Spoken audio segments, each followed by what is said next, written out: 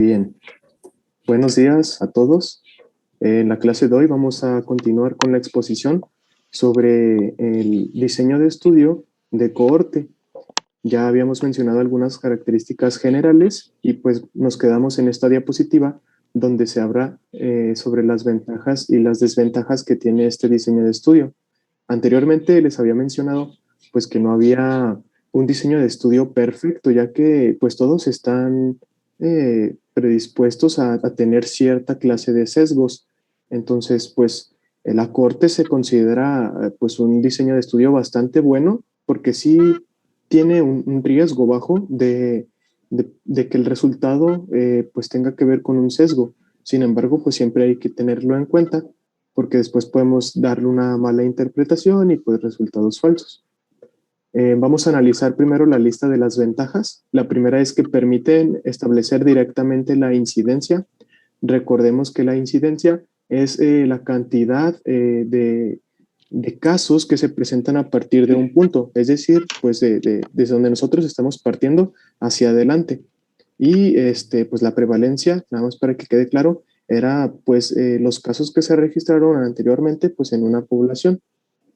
La segunda ventaja es que pues la exposición se determina antes de que se conozca el resultado. ¿Esto qué quiere decir? Que existe una clara secuencia temporal entre la exposición y el evento de interés. Al principio, pues en la bibliografía donde yo me basé, nos decía que primero debería haber una hipótesis, es decir, lo que nosotros esperamos que suceda. Luego, al grupo expuesto lo vamos a vigilar durante cierto tiempo y después vamos a ver qué características tiene pues esa exposición, es decir, si presentaron el evento, si no lo presentaron. Y la doctora aquí nos hizo una aclaración de que también puede ser de cómo cambiar el orden, de que no es necesario que tú al principio, perdón, tengas una hipótesis, sino que los expongas y pues tú los sigas durante un tiempo determinado para ver qué es lo que ellos desarrollan. Hay que Entonces, exponerlos, Israel. sí, O sea, no, exponerlos, no son estudios experimentales, ¿ok? sí. Ok. Porque luego Y, se me figura así como que, y luego les das cigarros y luego ya los ves. No, pues no, o sea, no es como verlos nada más. sí, y pues bueno, esta ventaja solo pues aplica para el primer tipo, que es en el que debemos de tener primero una idea de qué es lo que va a pasar y luego ya el grupo expuesto se analiza. La tercera ventaja es que pues brinda la oportunidad para estudiar exposiciones poco frecuentes. Es decir, que este diseño de estudio se utiliza para investigar enfermedades que son pues poco comunes, que era una ventaja de este diseño. La cuarta ventaja es que permiten evaluar pues resultados múltiples, es decir, que no vamos a analizar un solo objetivo. Obviamente, si tú te lo planteas al principio y te quieres centrar solo en algo, lo puedes hacer, pero este diseño de estudio se presta para revisar varios factores que intervienen, porque tú al momento estás revisando pues a una población que está expuesta a cierto riesgo, pues vas a darte cuenta de que intervienen muchos factores en el desarrollo de una enfermedad. Es raro que una enfermedad se deba solamente a una causa.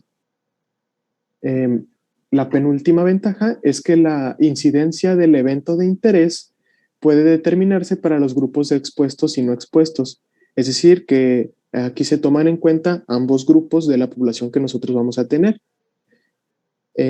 Y también aquí pues cabe resaltar el comentario que nos hizo la doctora de que no en todos los estudios de corte debe de haber un grupo expuesto y no expuesto. Todos pueden estar expuestos. Y por último, pues no es necesario dejar de tratar a un grupo de estos mismos, del no expuesto y del expuesto, en diferencia de cómo sucede en el ensayo clínico aleatorizado, también conocido como el ECA. ¿Hay una duda con las ventajas o algo que quieran aclarar antes de pasar a las desventajas? Bueno, entonces vamos a pasar a las desventajas, las cuales pues se ve un cuadro mucho más grande, pero no nos dejemos llevar por esto. Recordemos que el estudio de corte es uno de los pues mejores calificados o de los que se consideran pues con más valor en los resultados. La primera desventaja, pues también ya lo había mencionado la doctora, es que pues resultan ser muy costosos y requieren mucho tiempo. Esto del tiempo se hace pues obviamente en los estudios prospectivos, es decir, a partir de un punto hacia adelante. Los retrospectivos a lo mejor no te llevan mucho gasto económico ni gasto de tiempo, porque solamente se está revisando en archivos que ya se tengan, ya sean historias clínicas, archivos de hospitales. Y pues en cambio, si vas a hacerle pruebas a una población, pues es cada cuándo las vas a hacer, cuánto te va a costar el material, cuánto tiempo tienes que esperarte para tomarle pues esas medidas.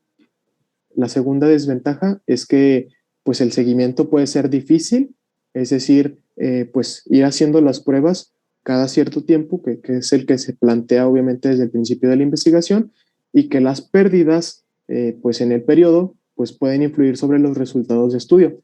Este punto lo vamos a abordar también más adelante. Esto se le conoce como pérdidas en el seguimiento, que es que cuando tú estás siguiendo a tu población en la investigación, pues haya individuos que pues lamentablemente mueran o que se salgan simplemente porque ya no quieren participar. La tercera desventaja es que los cambios de la exposición en el tiempo y los criterios de diagnóstico pues también pueden afectarnos a la clasificación de los individuos. Este también es una clasificación de sesgo y pues aquí nos habla básicamente de que debemos de el evaluador o la persona que está realizando la investigación, al momento de tomar las medidas, deben de ser siempre iguales. A veces es difícil que una sola persona tome las medidas pues, de toda la población.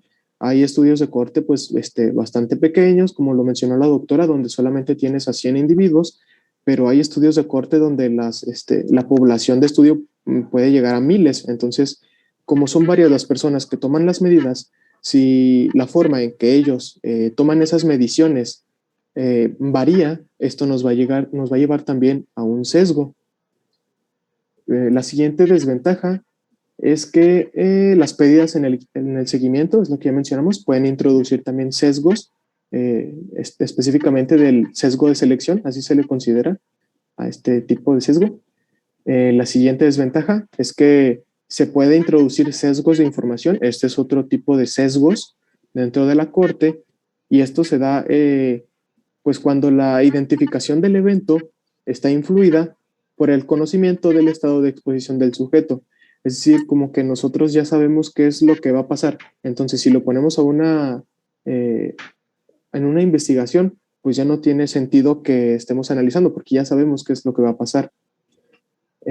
La siguiente desventaja es que pues no son útiles para enfermedades poco frecuentes, esto solamente en las investigaciones en las que se necesita un gran número de sujetos. Y esto no es una desventaja solamente para la corte, sino para todos los diseños de estudio, ya que para que tú tengas un resultado que tenga significancia estadística, hay que tener una gran cantidad de sujetos en el grupo expuesto y en el grupo no expuesto. Es decir, tu población debe ser bastante amplia. La penúltima desventaja es que la disponibilidad de los resultados va a depender del tiempo de ocurrencia del evento de interés. Es decir, de que, pues si tú te vas a basar en cierto aspecto en una población, las medidas las vas a realizar cuando se presente ese evento, no cuando tú quieras o cuando el individuo quiera. Entonces tienes que esperarte a que ocurra el evento y pues ahí en ese momento tienes que actuar de inmediato y tomar las medidas. Y pues la última desventaja es que evalúan la relación entre el evento de estudio y la exposición pues a un número relativamente pequeño de factores, los cuales son cuantificados al inicio del estudio.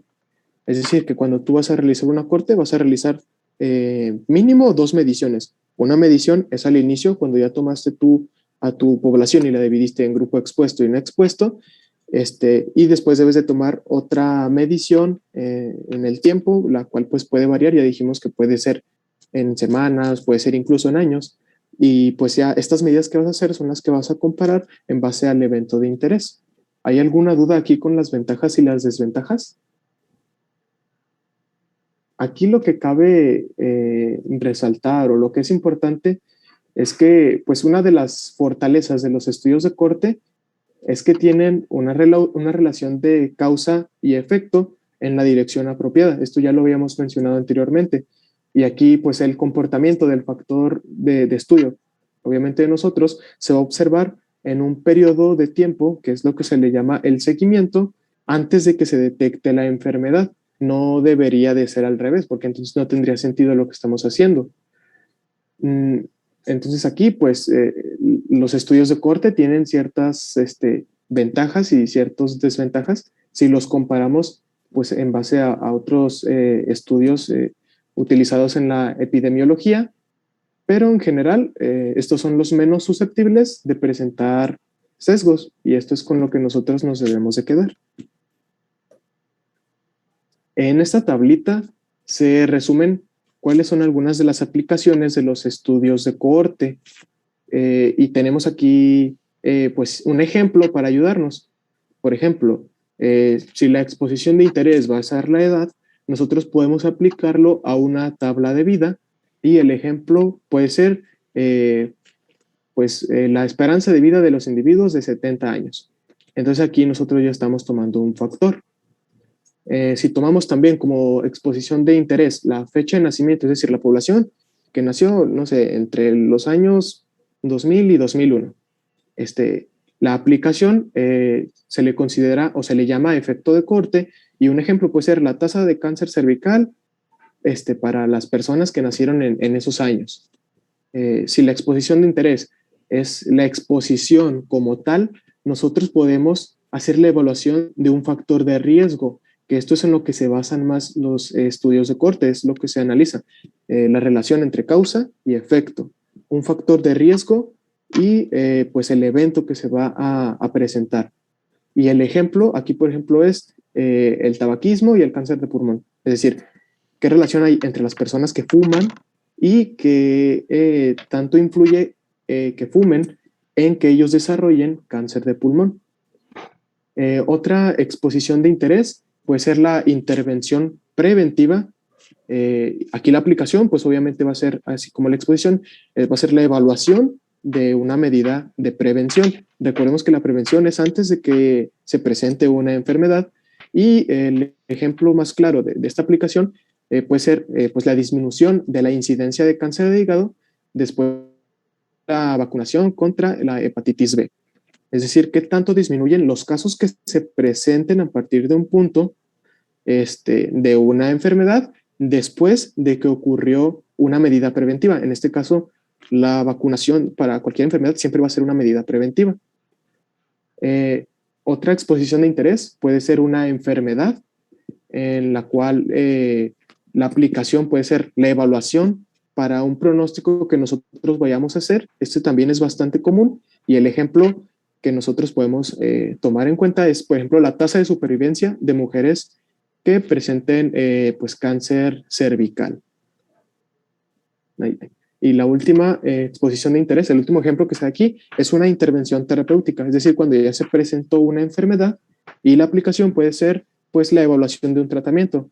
El ejemplo que se menciona aquí es pues la supervivencia de las mujeres que presentan cáncer en ovario epitelial unilateral, a quienes se practicó cirugía conservadora. Es decir, aquí a diferencia de la preventiva, no es antes de que se presente la enfermedad. Aquí ya se presentó, ya se les dio un tratamiento, en este caso menciona que es la cirugía conservadora, y vamos a ver qué tanto qué tan bien se evalúa este tratamiento, si funcionó, si no funcionó, si conlleva riesgos, etcétera. ¿Hay dudas en base a esta tabla, amigos? ¿O comentarios que quieran hacer? Bien, vamos a pasar a la siguiente. Aquí se habla de pérdidas en el seguimiento, que es lo que ya habíamos mencionado, de cuando pues, los individuos salen del estudio de corte en el momento en que ya los estamos investigando. Si cuando nosotros seleccionamos a nuestra población se salen, aquí no habría tanto problema, porque apenas estamos por empezar el estudio. Pero en este caso, cuando ya seleccionamos a la población y ya les estamos dando el seguimiento, es decir, que ya los estamos vigilando, y es en este momento en que se salen, es aquí cuando ya representa un problema para el investigador. Aquí las pérdidas en el seguimiento se van a dar por tres principales causas. El primero es el abandono del estudio, o simplemente declinan, pues en la continuación del estudio. Es decir, pues que ellos ya no quieren participar. Ya habíamos mencionado algunos ejemplos, por ejemplo, en los niños, pues que les puede dar miedo las pruebas que vamos a hacer, si incluyen a veces pues jeringas o exámenes que les causen algún dolor. La segunda causa de pérdidas en el seguimiento es la muerte. Obviamente esto solo se toma en cuenta cuando la muerte es por otra causa, no por lo que nosotros estamos estudiando, porque pues puede ser lo que nosotros estamos buscando y si lo presenta, pues obviamente sí es válido. Y la última es pues una pérdida que se le llama administrativa y esta pues es bastante triste y se origina pues por una terminación temprana del estudio y estos son razones ajenas a las que se plantean originalmente. Aquí al menos van a definir, dos momentos van a definir el evento o el periodo de seguimiento. Uno va a ser el examen inicial, que son las medidas que nosotros tomamos al principio y que se considera también como medición basal, y también el examen final que se les va a hacer al final del seguimiento. Y dijimos que estos valores son los que íbamos a tomar en cuenta para la comparación. En el seguimiento, dependiendo del evento de interés, puede ser activo y pasivo. En el activo, pues se van a utilizar contactos repetidos y en estos contactos tú vas a hacer las mediciones y casi siempre estas mediciones se utilizan en los estudios de corte prospectivos, que dijimos que eran de un punto hacia adelante. En cambio,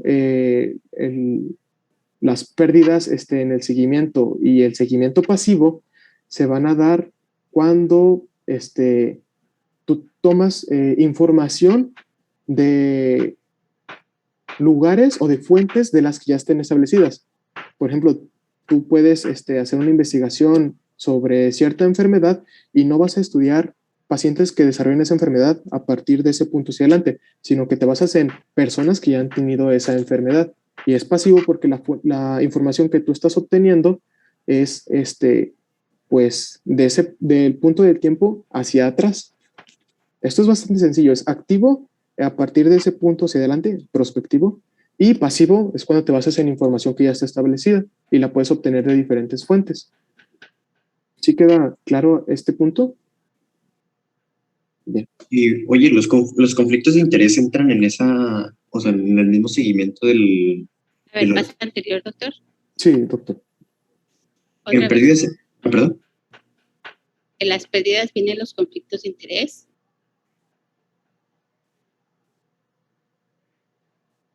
La pregunta que te comentó tu compañero. Vuelve a repetir, doctor, por favor. Sí, aquí mismo entra lo que serán los propios conflictos de interés entre los integrantes o instituciones organizadoras a cargo del artículo. ¿Cómo qué, por ejemplo? Del proyecto. Esta todavía no es un artículo, es un proyecto. Ok, económicamente o alguna forma o que represente algo redituable para la institución que está aportando económicamente, ¿no? Podría ser un ejemplo. Mira, hay veces que, por ejemplo, sobre todo me pareció muy interesante tu tablita anterior. ¿Puedes pasarla? Ahí está. Por ejemplo, cuando es una intervención terapéutica, generalmente es cuando tú vas a evaluar un medicamento y ahí se hacen estudios de corte. Por ejemplo, pues de los que yo estoy más como enterada, porque yo nunca he participado, pero de los que yo he estado más enterado es, por ejemplo, los beta agonistas de acción prolongada, los que usan en el asma de acción prolongada, que ya ves que hay de acción corta, que es el salbutamol, y de acción prolongada, que es el formoterol, el salmeterol. y los esteroides inhalados, que esos son. Se hacen estudios a 1 año, a 2 años, a 3 años, a 4 años, a 5 años. Yo estuve presente en uno que se hizo a 5 años. O sea, entonces, tomas tú el paciente y luego a ti te dan una compensación económica por paciente que entre, y luego al paciente le dan una compensación económica, aparte del medicamento, por supuesto, cada vez que va a consulta. Ahí, por ejemplo, en ese caso, sí. O sea, sí, claro que sí. Sí tiene mucho que ver. O sea, los conflictos de interés económicos son ahí muy importantes. Ahora, ¿por qué? Porque puede ser que tengas una reacción secundaria al medicamento y entonces, a pesar de que te paguen y todo, pues tú dices, no quiero, ¿verdad? Te salen aftas, te duelen, o sea, y dejan el estudio. Y el paciente tiene como el derecho de dejarlo, ¿no? Porque te están pagando, puede seguir con el estudio. Nosotros los que hacemos son gratuitos, ¿verdad? Yo nunca he hecho un estudio de corte tan larga, el único que he hecho es a 1 año. O sea, nacían los chiquillos y los seguíamos por 1 año, y lo único que les das como un beneficio, porque siempre les tienes que dar un beneficio a este tipo de pacientes, o sea, no creas así como que, ay, bien buenas gentes vienen, o sea, muchos abandonan. Por eso dice tu compañero que las cortes son caras, porque muchos abandonan, a menos que los tengas que sea una población que se llama cautiva, en donde, por ejemplo, tienes una población cautiva, por ejemplo, del IMSS, y les estás dando tratamiento para cáncer cervicouterino, pues ahí ni cómo se salgan, ¿no? Pues si salen, no les dan el tratamiento, entonces los sigues. Estos también, o sea, en cuanto se les empiezan a morir, los cortan. Al año, a los 2 años, a los 5 años, ya los cortan porque se empiezan a morir. Entonces no quieren que se les mueran. Entonces dicen, la sobrevida a 5 años es el 80%. O sea, ellos tratan siempre de mostrar los efectos más positivos, pues. Entonces sí puede ser. Y ahora, por ejemplo, lo que decía tu compañero de que se salen, aunque no les duela, por ejemplo, la gente se cansa. Dicen, ya no quiero, me da flojera ir, porque se levantan temprano, aunque no les duela. Por ejemplo, tuvimos un estudio, bueno, observé, yo no lo hice, en donde nada más los observabas, pero que les observaban el desarrollo sexual, o sea, cómo iban los niños desarrollándose sexualmente. Entonces, observas tú los cambios de aparición, por ejemplo, que el vello púbico, que el escroto, y no los tocabas, no los tocabas nada, pero era desnudar a los chiquitillos y no les gustaba, entonces ya no querían eso. Cosas, a pesar de que la mamá decía, sí, o sea, la mamá estaba completamente de acuerdo, pero aún así el chiquillo pues no se quería quitar la ropa, es obvio, ¿verdad? Claro que si aparte de esto tú dices, a ver, vamos a hacer un estudio corte en donde cada 6 meses les vamos a estar tomando plomo en sangre. O sea, no van. Porque el chiquillo le hace una pataleta fuera del consultorio, de donde le vas a tomar la muestra y demás. O sea, sí. Esos son conflictos de interés que sí pueden estar influyendo. Por ejemplo, les das ahorita 100 pesos, pero se les hace poquito para todo lo que están haciendo. Y dicen, no, por 100 pesos yo no voy. Pero casi a todos les pagan. Por ejemplo, estos de evaluación del tratamiento, casi a todos les pagan. Por ejemplo, los de uno de los inhaladores les pagaban a cada niño por cada consulta 500 pesos. O sea, en aquel entonces no era tan poquito. Entonces las mamás a fuerza los llevaban, o sea, a fuerzas, eran 500 pesos. ¿Verdad? O sea, era una semana de trabajo de los papás. Y aquí, por ejemplo, yo vi un estudio de corte de plomo en donde les pagaban, al principio les daban unas entradas al cine a los niños y les pagaban a las mamás porque eran niños. O sea, al niño le daban 2 boletitos del cine y a la mamá le daban un vale de despensa X. Y después tuvieron que ir cambiando, porque ya después los niños querían que sé qué, y luego les daban así, o sea, tienes que ir cambiando lo que les vas dando. Hay veces que tú haces el contrato y dices desde un principio, yo le voy a pagar tanto por cada consulta que venga. Eso sí, es por consulta que vaya. O sea, no es por al final del estudio, no es. Es cada vez que va, le pagas, cada vez que va, le pagas, cada vez que va, le pagas. Pues estos de la intervención terapéutica deben, o sea, si ustedes se involucran en esta cosa es bastante redituable. O sea, yo tengo una amiga que de eso vive. O sea, o sea, se dedica a hacer puros estudios de este tipo y de verdad le va muy bien. Muy bien, muy bien. Incluso ya puso una clínica y ya captura a los pacientes. O sea, le va súper bien. Entonces, sí, yo he intentado, pero la verdad es que pues, no tengo tiempo. Entonces, pues no. Pero sí, son bonitos. Estos de intervención terapéutica son bonitos. Ahora, lo malo es cuando, por ejemplo, tú vas a hacer, por ejemplo, lo que están haciendo ahorita, por Dios. Nos ponen la vacuna, ya se vacunaron, ¿verdad? Porque pues me pidieron hasta permiso. Les ponen la vacuna ahorita. Esta es, dijo el doctor, de prevención, ¿cierto? Ni siquiera nos pagaron. A mí es lo que me tiene descontenta. Ni siquiera nos pagaron. ¿Qué ventaja tuvimos, Juan? Ninguna, dice el Juan. ¿Qué ventaja tuviste? Estás comiendo, Juan. Ana Lilia, ¿qué ventaja tuviste? Pues a ver si funciona nada más. Exacto, es una esperanza, te venden la esperanza, ¿cierto? Te venden la esperanza. A ver si funciona. Esto va a ser un estudio de corte, va a ser un estudio de corte muy bonito. Van a ver, van a salir cosas bien bonitas. Entonces, ¿cuánto tiempo te duran los anticuerpos? Entonces te toman una toma a los 6 meses, ¿verdad? Claro que ustedes no, pero a mí sí, por ejemplo. Yo soy de las ratillas que empezamos, ¿verdad? Yo soy de la rata. Yo soy la rata de experimentación. Entonces me pusieron la vacuna. A los 6 meses, anticuerpos. Al año, anticuerpos. A los 2 años, anticuerpos. A ver cuántos años me duran.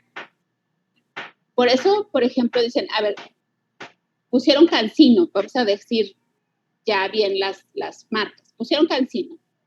Fíjense bien, Cancino, que si ustedes están bien enterados del estudio de corte, a los 6 meses, ¿cuántos de sus pacientes que vacunaron tenían anticuerpos? La mitad. La mitad. Eso salió en las noticias, no es algo que yo haya leído. La mitad. Por lo tanto, dice Cancino, entonces sí tenemos que poner una segunda vacuna, ¿verdad? Pero la realidad es que no sabemos si ni siquiera si van a funcionar, por Dios. Yo ni me la pongo, o sea, ¿para qué? O sea, no me dio nada, me pusieron agua o qué fregados, ¿no? Entonces, a ver, Pfizer, con la primera dosis, al mes y medio, qué porcentaje de sus pacientes tuvieron protección? A ver, chicos, es un estudio de corte. Eso es un estudio de corte. Juan, el 80%. ¿Con la segunda dosis, Michelle? El 96%. El 96%. Ajá. Ahorita, ¿cuánto tiempo llevamos que nos pusieron un año? No, vamos a cumplir un año. Nos la pusieron en diciembre. ¿Cuántos de nosotros tenemos todavía anticuerpos a los 6 meses? O sea, la cantidad de anticuerpos. Entre el 96% que sí desarrolló anticuerpos, ¿cuántos tienen anticuerpos a los 6 meses? El 100%. Todos. Todos los que sí montaron una buena respuesta, todos todavía tenemos anticuerpos. Vamos a ver al año, ¿verdad? Y luego al año y medio y así. Seguramente van a cortar esto al año porque nos van a querer estar poniendo la vacuna cada año. Pues es el negocio de ellos. Entonces nos van a estar poniendo, sí, Michelle, nos van a estar poniendo la vacuna cada año. Nos van a decir, ya le pusimos la variedad alfa y la variedad, quién sé qué, la variedad, y ya ahí le ponen todo el cóctel y ya nadie se va a morir. Yo espero en Dios, ¿verdad? Como la influenza, ¿no? Así tipo como empezaron con la estación. Con la El problema con ese virus es que está mutando. Muta. Y desgraciadamente, o sea, en los brotes tiene más chance de mutar. Por ejemplo, en México tiene todas las condiciones adecuadas para poder mutar. Entonces puede salir de aquí una mutación, porque muchos se están infectando, están chavitos, muchos, a pesar de la vacuna. Entonces, por ejemplo, a los que tienen la vacuna no les da tan cachillo, pero a los que no tienen la vacuna sí les da bien gacho. Y he visto jóvenes, yo tengo, pues un grupito de jóvenes que yo, tengo ahí como una casa de estudiantes, y a todos les dio, entonces yo iba, o sea, les dio, pero bien gacho, todos se infectaron, todos. Unos estaban vacunados, la mayoría no, pero 2 de ellos sí estaban vacunados y les dio bastante horrible, una tos de perro horrible. Y una de ellas, pues bien gordita, sí la tuve que, o sea, yo por poquito la hospitalizó, lo tuve que poner oxígeno, a 2 de ellos les tuve que poner oxígeno. Jovencitos, 26 años. Entonces, no les está dando tan leve, les está dando ya cuando están vacunados, les está dando no tan leve ya vacunados. O sea, una de ellas ya estaba vacunada y sí le dio bien gacho, tos y bien gacho, y todavía tiene que 15 días, Glenda, ya ya que se infectó, 15 días de que empezó, y todavía trae PCR positivo. O sea, no está tan leve el asunto. O sea, las vacunas sí te protegen, pero no te protegen al 100%. Y entonces, la que se ha visto que está más o menos es la de Pfizer, porque todas las demás, de verdad, nada. Y hace poquito vi, o sea, que eso también lo tenemos que reportar, vi un paciente que se puso cancino, y como iba a viajar a Estados Unidos, y en Estados Unidos traen la de que no te aceptan, no te dejan pasar si tienes cancino. Tienes que tener o Pfizer, o AstraZeneca, o la otra, o Johnson & Johnson. Pues este hombre tiene la necesidad de ir a Estados Unidos. Entonces se puso cancino un mes, y a los 2 meses se puso la de AstraZeneca y le dio una mielitis transversa por vacuna. Yo pensé que le estaba dando un Guillain-Barré. Bueno, casi le dio un Guillain-Barré, ¿verdad? Pues es lo mismo. Yo dije, pues es lo mismo, nomás que es de la cintura para abajo. Entonces, le dio sí, se puso bastante mal. Entonces, todo eso es lo que nosotros evaluamos en los estudios de corte cuando son preventivos, ¿ok? ¿Cuántos? ¿Cómo? ¿Qué complicaciones? Eso es lo que vemos en las intervenciones terapéuticas también. A ver, ¿cuántos? ¿Cuántos a tolerar? ¿Cuáles son los efectos secundarios? Eso es lo que nosotros vemos en los libros, ¿verdad? ¿Cómo creen ustedes que hicieron así como que, a ver, a cuántos de los efectos, cómo evaluamos los efectos secundarios? Pues en estudios de corte. A uno les dio gastritis, a otros les dio diarrea, a otros les prendieron no sé qué, a otros, son efectos secundarios. Y luego los efectos secundarios los dividen, ¿se acuerdan? En frecuentes, poco frecuentes o raros. Sí han visto eso, ¿verdad? En el PLM, así viene, como frecuentes o muy frecuentes, moderadamente frecuentes o muy raros. O idiosincrasias, ¿verdad? Las idiosincrasias sí saben lo que son, ¿verdad? A ver, Michelle, ¿qué son? Son las cosas que ocurren como, bueno, no espontáneamente, sino que se pueden asociar con otra cosa. No, eso no es una idiosincrasia. A ver, Ana Lili. Pues yo menos, dice, si la Michelle no supo, menos yo. Sí. ¿Cómo? Es un efecto secundario que solamente a ti te pasa. Por idiosincrasia, o sea, por ti. O sea, a nadie más le va a pasar, solamente a ti. Eso es una idiosincrasia. Por ejemplo, no sé, el paracetamol, por ejemplo. El paracetamol, ya sabemos que los efectos secundarios son aplasia de la médula ósea, cosas raras, ¿no? O X. Pero pasa que un chiquitillo le das tempra y convulsiona. Entonces, ¿cómo? ¿Convulsiona por el tempra? Pues, ¿qué no convulsionan por fiebre? No, convulsionó por el tempra. O sea, a ningún otro niño le pasa, solamente al suyo. Eso es una idiosincrasia, ¿sí? Es un efecto idiosincrático. Bueno, eso también te lo dicen. Ahora, ¿Cómo lo vieron? Pues en un estudio largo. Y estos estudios de corte, de exposición, de intervención terapéutica, recuerden que tiene varias fases, que tiene la fase donde tú les das el medicamento y los estudias, ¿verdad?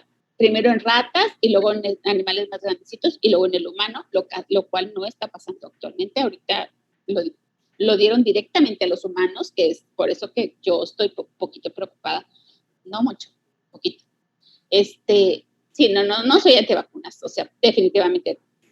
Y luego después, ves a lo largo del tiempo. Si no tienes muchos efectos secundarios, lo voy a sacar al mercado.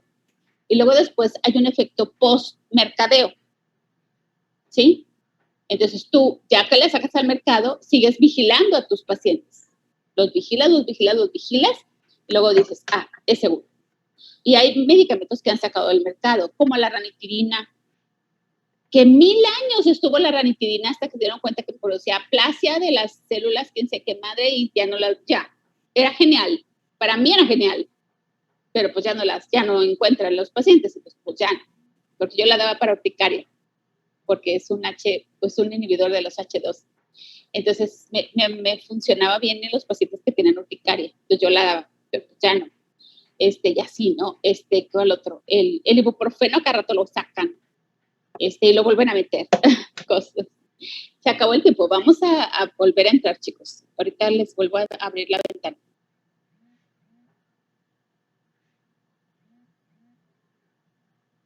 ¿Dónde ibas, Israel? Y termina tu presentación, por favor. Bueno, estas pérdidas de seguimiento ya sí es bastante como lógico, ¿no? Que se pierdan los pacientes. Sí. Ok, ¿qué más? Doctora, yo tengo una duda. A ver, dime. Cuando, por ejemplo, ya tenemos a nuestra corte y uno de los pacientes ya va muy avanzado en el estudio, o sea, ya casi estamos por acabar y el paciente, no sé, por alguna razón se sale. Se muere. Sí. Bueno, eso sí. Pasa. ¿Se cuenta como sesgo? Lo tomas como una pérdida. O sea, pero sí entraría como un sesgo, ¿no? O sea. No, es una pérdida. Y, por ejemplo, cambiaría, no sé, si ya al final, como usted nos dijo, por ejemplo, de los pacientes con cáncer, se pierden la mayoría de los pacientes, o sea, el estudio no sirvió, o sea, todo lo que hiciste de trabajo no sirvió para nada. No sirvió para nada. O sea, necesitas, por ejemplo, si tu estudio era a 5 años, necesitas acabar esos 5 años, si no, no cuenta. O sea, por ejemplo, que dices, bueno, voy a redactar, ya cuando hiciste tu estudio, voy a redactar mi artículo como si lo hubiera hecho el estudio a 3 años, porque los pacientes se me murieron al 4. Entonces. Un sesgo. Ese es un sesgo. Ahí estás cuchareando los resultados. Eso no se vale. Mucha gente lo hace, pero no se vale.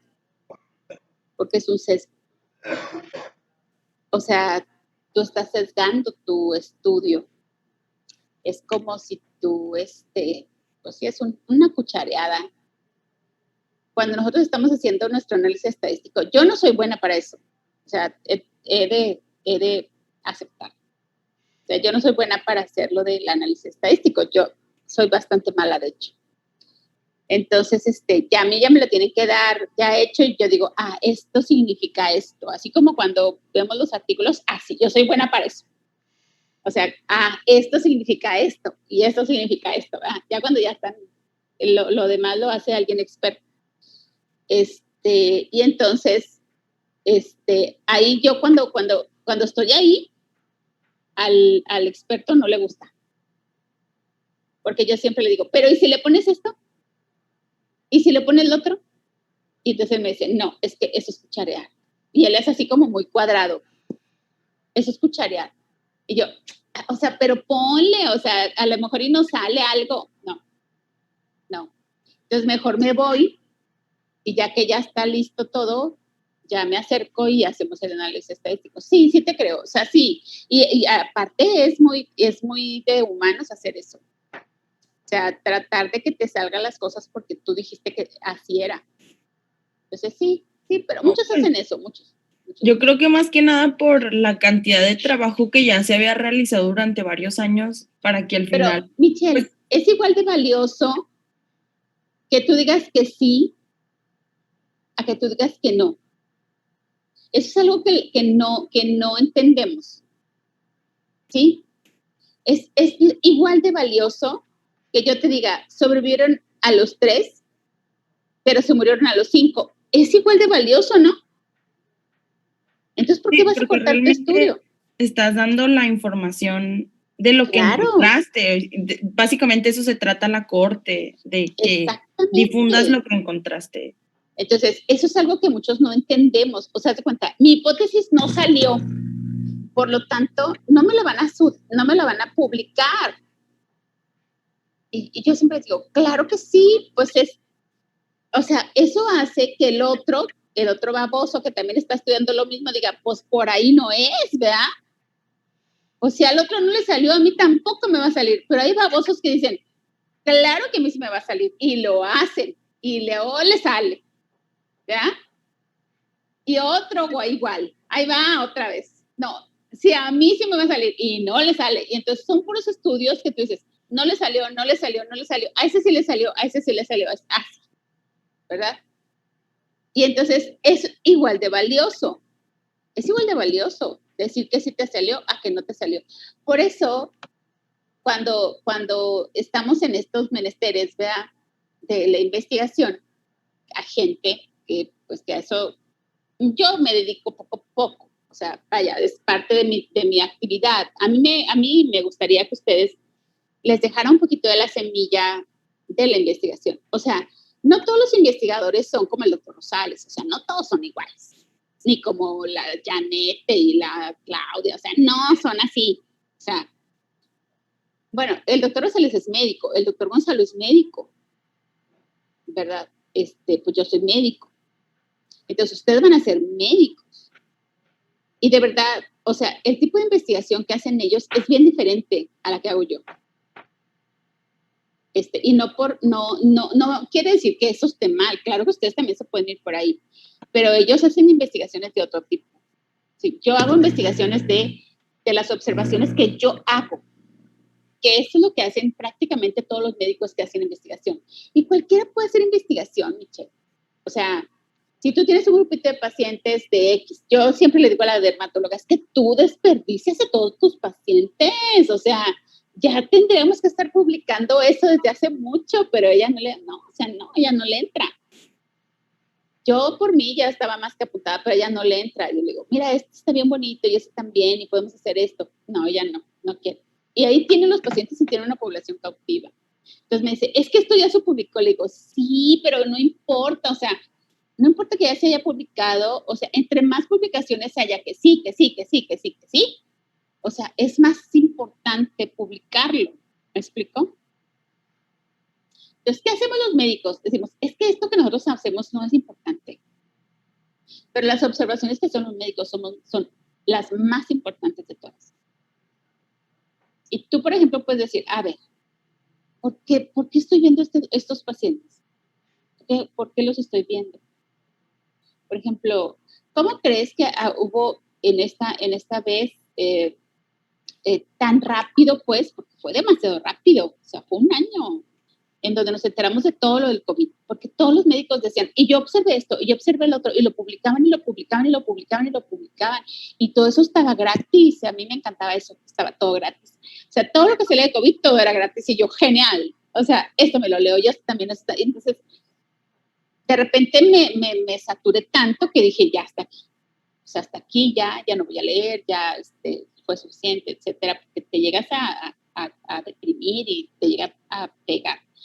Pero, por ejemplo, tú puedes decir, a ver, yo voy a hacer, no sé qué quiero hacer, pero trauma, ¿verdad? Y entonces yo junto a mis pacientes y hago una corte y de lo que les dé su gana, o sea, de lo que les dé su gana. ¿No me salió? No me salió. Y también lo publico. ¿Sí me salió? Sí me salió. Y lo publico, ¿verdad? No necesitas yo siempre digo, no necesitas ni tanto dinero ni tanto trabajo, sí, pues es un montón de trabajo, es el problema con los médicos, pues, que es un chorro de trabajo.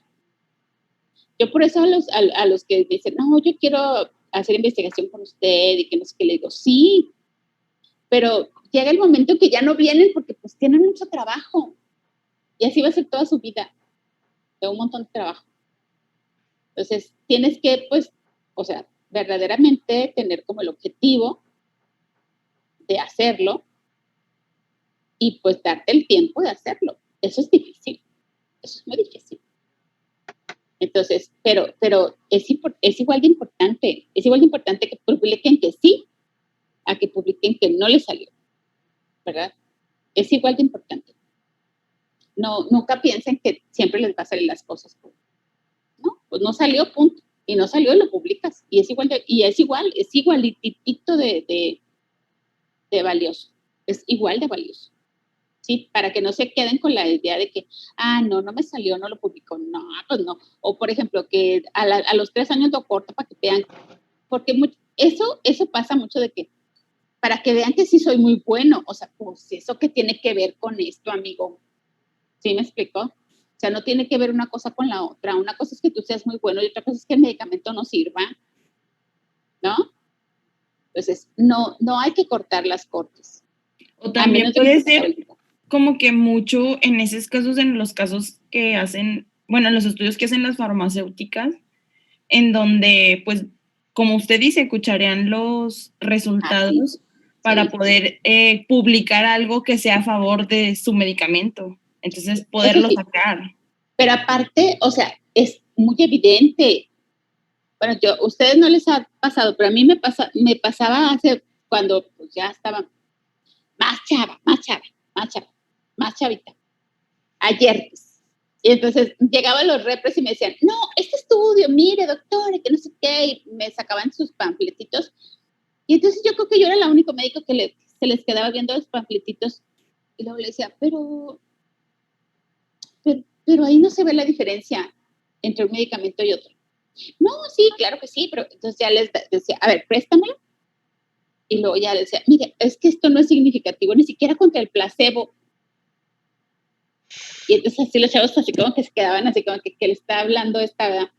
Y entonces yo empezaba a discutir con ellos y luego les decía, ya al final yo entendí que pues ellos ni hicieron el estudio ni saben de qué están hablando. Ellos se aprenden como periquito lo que les dicen que tienen que decir y ya, ¿no? Entonces ya después me dejé, porque al principio sí como que medio me trataba yo de discutir con ellos y a ellos pues obviamente no les gustaba porque pues yo estaba hablando mal de su medicamento. Pon tú un ejemplo. Ellos estaban comparando loratadina contra cetiricina. Yo decía, es que no hay ninguna diferencia. Entonces ellos me decían, sí, la cetiricina es mejor, porque quién sé qué. Y yo les decía, claro que no, ahí no hay ninguna diferencia. Ve las tablas, o sea, no hay diferencia, ni siquiera pones la P, porque no ponen la P, o sea, porque te engañan, no ponen la P. Digo, esto no es significativo y casi estoy seguro. Es más, lo ponemos en una tablita de 4x4 y no es significativo. Entonces, así como que, ching. Y después dije, qué desgaste. Ellos ni saben. Total, tú ve y si te convence, pues, usa el medicamento y si no te convence, no lo uses. Pero sí, pues para eso les estamos dando esta clase, para que ustedes se vuelvan críticos de lo que leen. ¿Okay? Que ustedes se vuelvan verdaderamente críticos de lo que están leyendo, para que no les vengan con que, la cortó. Y se ve luego que la corta. La cortó. Cortó la corte. Y eso no se vale. ¿Cierto? La cortó. O, esto no es cierto.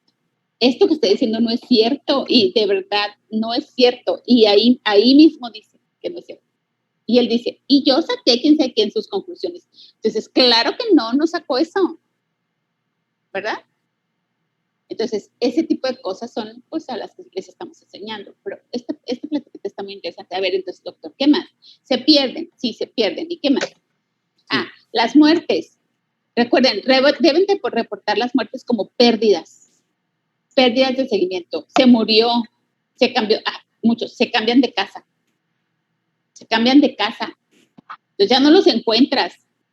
Y así de repente hace cosas raras. Dices tú, pero ¿cómo? Si hasta les estoy pagando, por Dios. Pues aún así se van. ¿Ok? Muy bien, ¿qué más?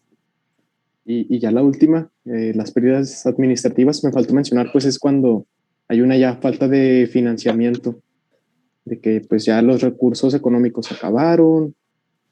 Y vamos a continuar con el análisis estadístico. Bueno, en cuanto al análisis estadístico de un estudio de cohorte, la base siempre va a ser la evaluación de la posible incidencia diferencial.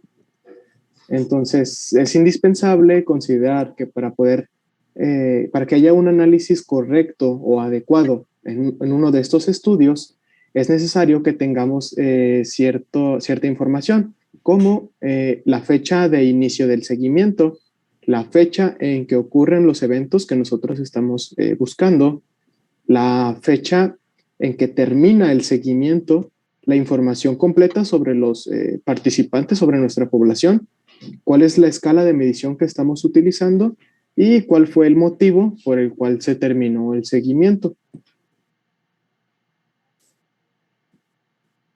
Y bueno, para analizar los estudios de cohorte en el ámbito de evaluar la razón de riesgos, se utiliza esta tablita, que es la tablita que nos acaba de mencionar la doctora, la de 4x4, en la cual, bueno, acá está la leyenda, qué significa cada letra, y es bastante sencillo de entender. Nosotros vamos a tener la cantidad de individuos que sí tienen cierta exposición y que también presentan el evento. Y también vamos a tener el grupo que no está expuesto, pero que también presenta el evento. Vamos a tener también el grupo que sí está expuesto y no presenta el evento, y el grupo que no ni está expuesto y ni presenta el evento. Entonces, al momento de nosotros hacer las sumatorias, vamos a obtener tanto M1 y M0, y vamos a jugar con estos valores. Como, por ejemplo, podemos sacar la incidencia acumulada en el grupo. También del otro lado, sumas así y sumas así. Así, ajá. Podemos jugar con los valores y, por ejemplo, podemos calcular la incidencia acumulada en el grupo expuesto, la incidencia acumulada en los no expuestos, y con estos dos valores podemos calcular la razón de incidencia acumulada, que también se le llama razón de riesgo relativo, si yo no mal recuerdo. Pues si restamos los dos valores que obtuvimos de la incidencia acumulada en los dos grupos, obtenemos pues la diferencia, que esa es la definición de diferencia, o una resta. Y bueno, pues aquí está qué significa cada letra. Si nos vamos aquí al cuadrito, vamos a ver que sí. Por ejemplo, sujetos que tienen la exposición y que desarrollan el evento. Sí, exposición, y sí, evento. Está bastante sencillo de entender. ¿Hay alguna duda con esta tablita? Bueno, y bueno, también el análisis estadístico en los estudios de cohorte no siempre va a ser el mismo, es dependiendo qué es lo que estamos buscando. El más común es el de pues la razón de incidencia, pero pues en esta tablita se mencionan cuáles son pues las principales diferencias. Pero a ver, Israel, así a grandes rasgos, tú cuando haces un estudio de cohorte, ¿qué buscas? ¿Qué buscas encontrar? La relación entre causa y efecto, así tal cual. Pero ¿qué buscas? ¿Qué es lo que tú buscas? Relación entre causa y efecto puede ser una, pero la otra. La otra. ¿Qué buscas aquí en los estudios de cohorte? ¿Qué tanto influye un factor de riesgo? Buscas factores de riesgo. Buscas riesgos. En base a eso, tú haces el análisis estadístico. Entonces, ¿qué estadística le pones, le aplicas a esto? ¿Qué, perdón, doctora? O sea, si tú lo que estás buscando son riesgos, ¿cuál estadística utilizas? Ahí está. ¿Se refiere a esto o...? Ajá, exacto. El más común. Tú cuando tú haces el análisis estadístico, a ver, da la tablita, porque lo que nosotros tenemos que tener bien en claro y lo que tus compañeros tienen que tener claro es que lo que nosotros estamos buscando son riesgos. Y en base a eso, tú tienes que aplicar una estadística adecuada para que te salga, pues, el riesgo, Sí. ¿cierto? A ver, ahora sí. Sí, y bueno, pues aquí la estadística va a cambiar dependiendo del estudio de cohorte y de lo que estamos buscando. Por ejemplo, aquí se clasifica en base al tipo de muestra y si el análisis es ya sea un análisis de supervivencia, es decir, cuántos individuos sobreviven a cierto evento o a cierta exposición, y el análisis que se basa en tiempo persona. Aquí el tamaño de la muestra va a ser diferente. Por ejemplo, en el análisis de supervivencia, el tamaño de la muestra es relativamente pequeño. Tú no necesitas tener una población grande. En cambio, en el análisis basado en tiempo persona, aquí tu población sí debe de ser un grupo pues relativamente grande. Entonces, por ejemplo, en el grupo pequeño, o cuando tu tamaño de muestra es pequeño, los tipos de evento va a ser pues eventos que sean frecuentes. Porque si te pones a buscar eventos que se presentan 1 en 1.000.000 y tienes un grupito de 100 personas, pues no vas a encontrar ningún evento. Entonces necesitas que sean eventos frecuentes que se presenten muy seguido y obviamente pues que tu grupo sea pequeño. En cambio, cuando tú vas a buscar un tipo de evento que sea raro, pues obviamente necesitas una mayor cantidad de personas para que haya más probabilidad de que encuentres ese evento en esa población. También la escala temporal la dividimos en el análisis de supervivencia como una escala temporal única, y en el análisis basado en tiempo persona puede ser única, pero también presenta la opción de ser múltiple. En los tipos de medida, aquí pues vamos a ver ya como lo definitorio de cada análisis. Por ejemplo, en el análisis de supervivencia, nosotros vamos a medir la probabilidad, tanto la condicional como la acumulada. En cambio, en el análisis basado en tiempo persona, nos vamos a basar en las tasas. Y ya, pues, si ya tenemos esto claro, una vez que vamos a realizar el análisis unifactorial, es decir, de un solo factor, en la probabilidad vamos a utilizar estas tres opciones, que son la comparación de las curvas de supervivencia, la prueba de log-rank y la razón de riesgos. En cambio, cuando nosotros vamos a utilizar una tasa, vamos a comparar las tasas que encontremos, vamos a sacar la razón que hay entre estas y una razón estandarizada de mortalidad que encontremos. Y esto es cuando vamos a analizar un solo factor. Cuando vamos a tomar más de un factor, es decir, 2, 3, 4, va a cambiar. Vamos a usar en el análisis de supervivencia lo que es la regresión de Cox, y en el análisis basado en tiempo persona, la regresión de Poisson. Este es uno de los más comunes, de los que vamos a encontrar en mayor medida. Pero ¿qué datos te da una regresión?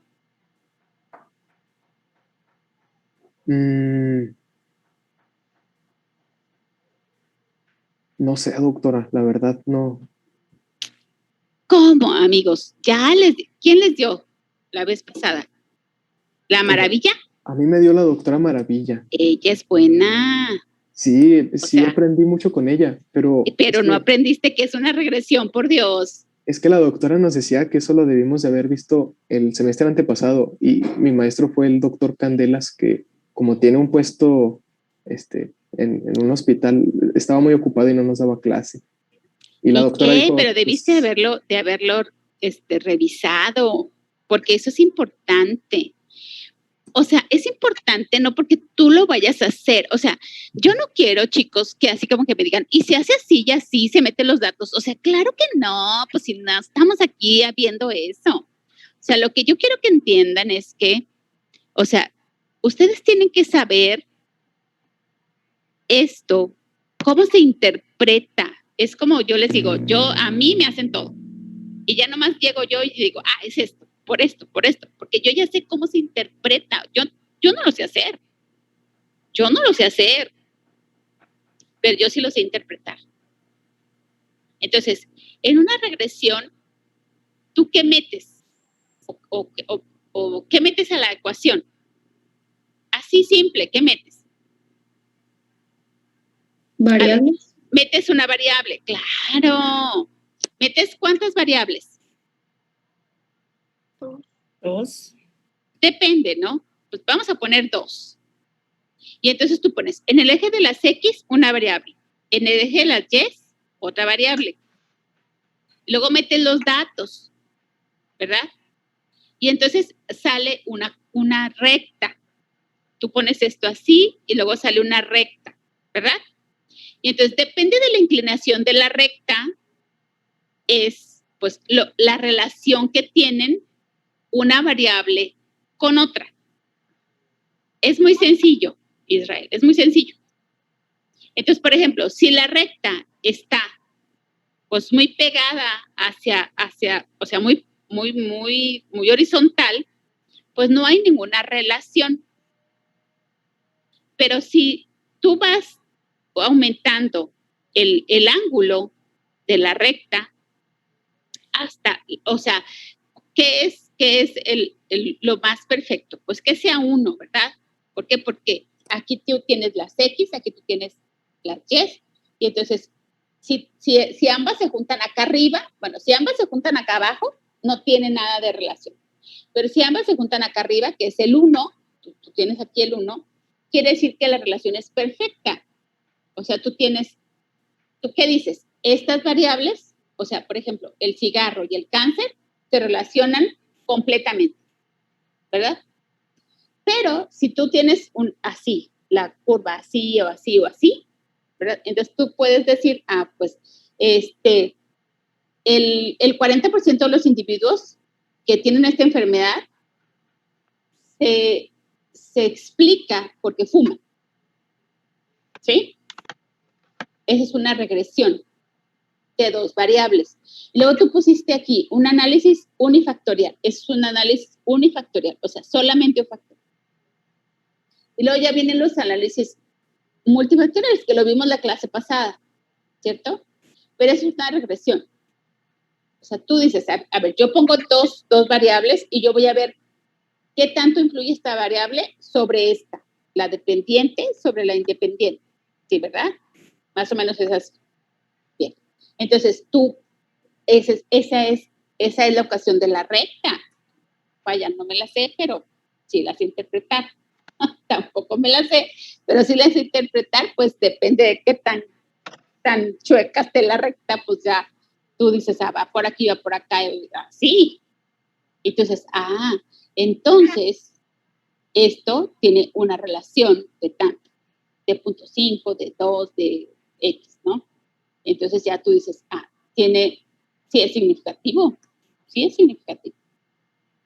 Y sí me lo pueden publicar, dicho. Si es significativo, me lo publican porque me lo publican, ¿cierto? Entonces, de eso se trata. O sea, claro que también vas a sacar ORs. Aquí sacas ORs, o sea, riesgos relativos.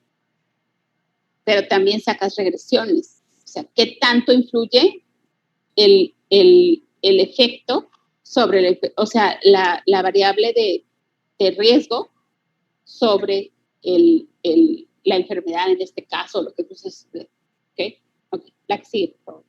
Sí, gracias, doctor. Creo que sí quedó mejor comprendido. Pues sí, te digo, o sea, yo no le sé mucho a esto de que seguramente el doctor lo que le debió de haber dado es cómo meter las variables al Excel y cómo sacar las regresiones. Eso es lo que debió de haber hecho.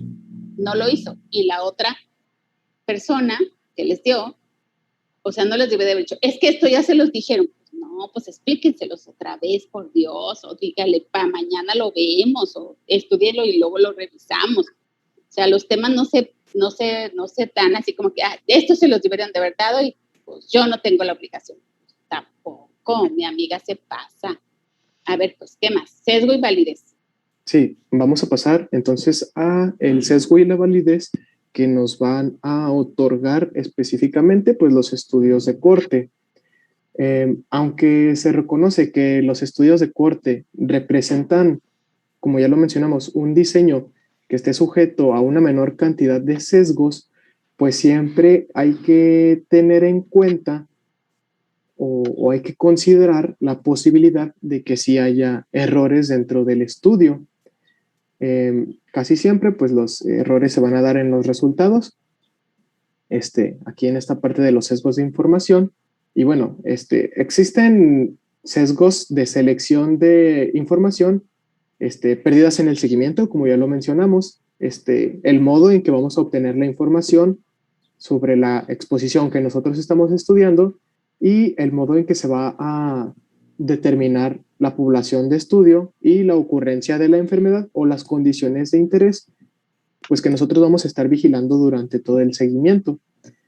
Entonces, vamos a clasificar a los sesgos en dos grandes grupos, lo que son los sesgos de selección, que estos se dan cuando tú estás clasificando a tu población en el grupo expuesto e inexpuesto, porque no tienes bien definido cuál va a ser esa exposición o ese factor de riesgo, y el sesgo de información que se da, pues como la palabra lo dice, en la obtención de la información o en la interpretación de la información.